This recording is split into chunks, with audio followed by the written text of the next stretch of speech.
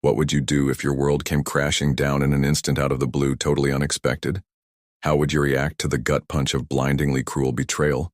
Could you keep your wits about you when the love you'd given unconditionally to your spouse was spitting and treated worse than a die-hard Giants fan at Dodger Stadium? Would you keep your cool, blow a gasket, become violent, or just break down sobbing? Well, I can tell you from experience, you never know until you're in that moment, and I hope you never have to find out my name. Tim Gibson, and exactly 1 year ago today, I found myself in that spot. I was standing just outside our bedroom. The door was ajar. My lovely wife of 6 years, Amber, was in the middle of a hot and steamy love session with my boss, Mr. Glenn Davis. Amber was a fine-looking woman, 5'7" in short-cropped blonde hair with a lovely 32-year-old body. Like most couples, we fought and bickered with each other from time to time. But I adored her and thought we enjoyed one another. As much or more than other marriages I observed, she never gave me a reason to suspect what I came upon that fateful day. Glenn wasn't some old slob. He was in his early 40s, fit and trim for a guy well into middle age from where I stood.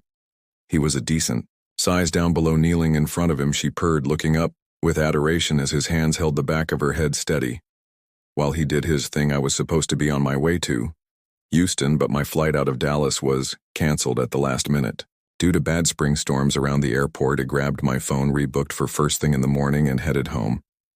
Thinking about a delightful evening with Amber now, with my mouth gaping open, I was trying to cope with the biggest shock of my life. For the next few minutes, I didn't retreat or advance. I just stood frozen in despair, realizing the life I thought I had was over. Amber, you are such a good little girl. Do you get this sloppy and excited with Tim? He asked. No, baby, you are so much better than Timmy, she answered. It was so cliché that I thought I was watching an adult video, not seeing my wife having intimacy with my boss. After a couple of minutes, realizing they had no idea I was right outside the bedroom, I began to come to my senses. I started videoing them. I recorded about 3 minutes, which was the longest 3 minutes of my life. I then backed away quietly and went down to my home office in the basement and grabbed something out of my desk, having taken all of 5 minutes to come up with a plan for the rest of my life. I crept back up the stairs and moved close to the door again. The action had stopped for the moment, and the pillow talk had begun. Oh my Len, you're so terrible, but you always rock my world. I see stars when you are with me. She had one arm and one leg draped over him and was caressing his face. Amber, you are beyond amazing. I must tell you, I was surprised at the Christmas party when you asked to see my office and then let me bend you over my desk while little Timmy was becoming an unknowing. Yes, I do love him and he treats me so well, but sometimes I need to be taken and just treated rough. I knew you'd do that to me the first time I laid eyes on you. Tim is sweet, but when you humiliate him, it makes me much more excited. I love what we do together. I hope you can keep sending him out of town on business. No worries there. Sweet thing, he'll be ours for many years to come. He replied. It was time to act, for better or worse. I put my rash plan into motion. I entered the bedroom and moved to the foot of the bed, looking bewildered and hurt, trying my best not to appear to be a threat. Oh no, honey, Glenn, what are you two doing? Why are you having intimacy in our bed? Tears began to well up in my eyes as I tried to look devastated and defeated, at least for Amber, and Amber was shocked and fearful. Oh, honey, what are you doing at home? Why didn't you call me Glenn and I can explain? Please explain. I begged, staggering backwards and dropping into the armchair across from the bed. Why would the two of you do this to me? I asked in a whiny voice. Glenn picked upon this immediately. Well, Timmy, it is time you found out your wife is one beautiful woman who needs a good time. She may be your wife, but she's my affair partner, and there isn't anything you can do about it. Amber was lost for a second, but picked up on this. She smirked and jumped in.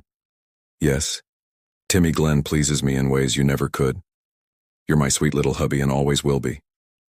But Glenn is my man, my alpha male. He comes over and loves me in our marriage bed because he wants to. I can't stop him. I don't want to stop him. I love how he puts it to me. I know you can't stop him either. He's so much bigger and better than you. So little, Timmy, Glenn said tauntingly.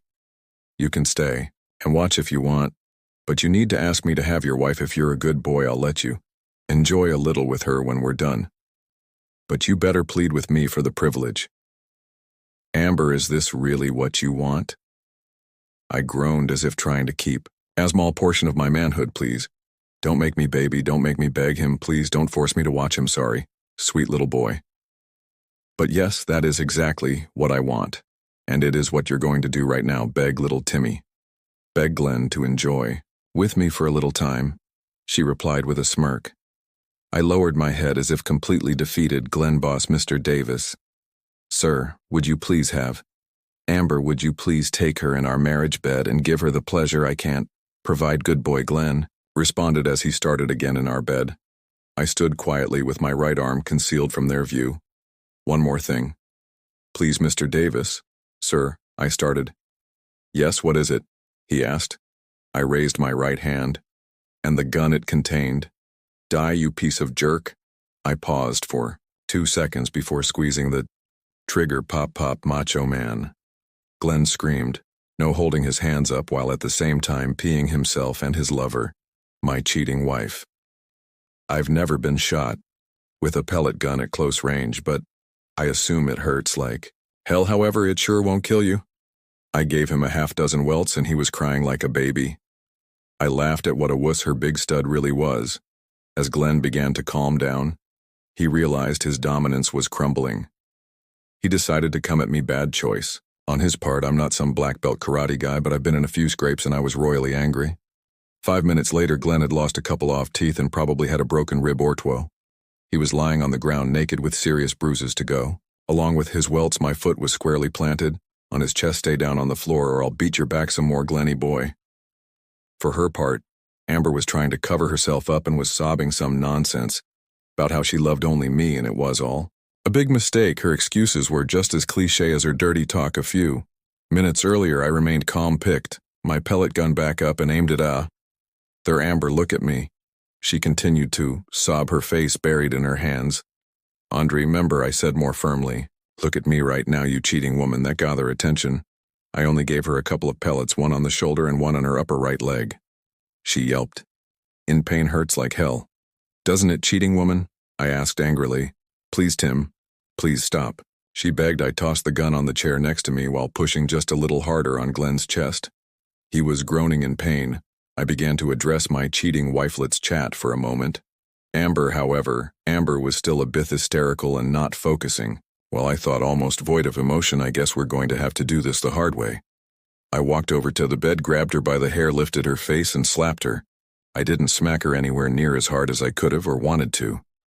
But enough to get her to settle down and pay attention.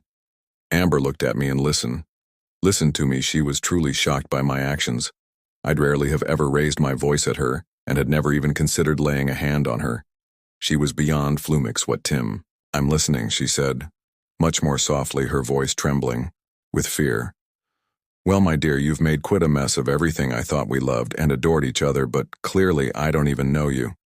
My heart is crushed and I may never trust another human being again, so thanks so much for that gift, Tim. She started to beg. Amber, shut the hell up, I'm talking, you're listening after I go. You can talk to jerk Glenny boy here all you want. Going. Where are you going, Tim? You must stay here. We can move past this. No, you love me? She begged, leaning toward her and grabbing her by the hair. I pulled her up. We were nose to nose. Amber. If you don't close your trap, I'm going to slap you again to you. Understand, yes, she replied weakly. I released her, and she fell back onto thurine-stained sheets as I said, You've crushed me mentally and emotionally. Your cruelty defies understanding. I'm not perfect, but I don't deserve the stuff you and your lover tried to pull on me here today, so no long talks to sort it out or try to make it. I'm leaving.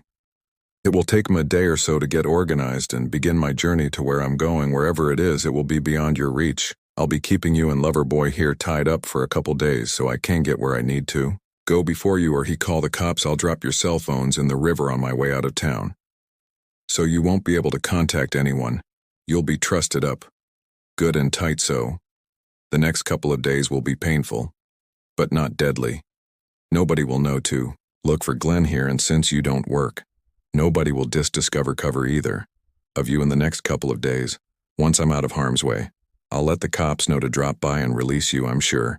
At that point, your wimp boyfriend will file charges. Hell, knowing now how little you love me, you'll probably try to have me arrested too. No worries though, I'll be too far gone. Amber didn't respond. She just collapsed onto the floor and sobbed.